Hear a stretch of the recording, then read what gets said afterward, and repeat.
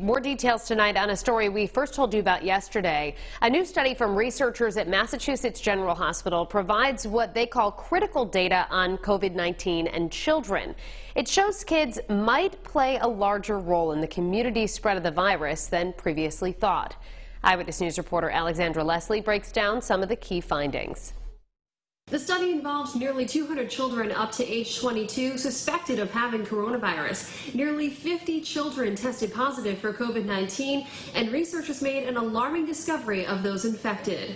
Researchers at Mass General Hospital say they found higher levels of coronavirus in children's airways, making them more contagious.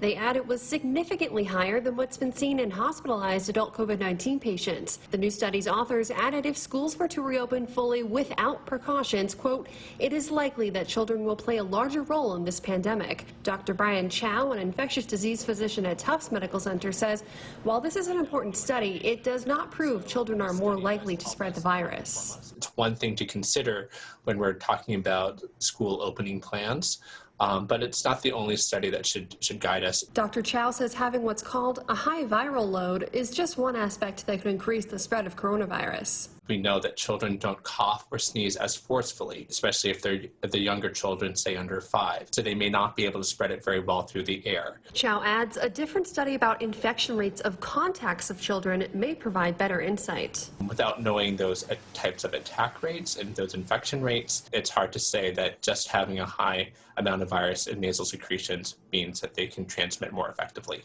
Researchers also noted 51% of the infected children in the study came from low-income communities. I'm Alexandra Leslie, Eyewitness News.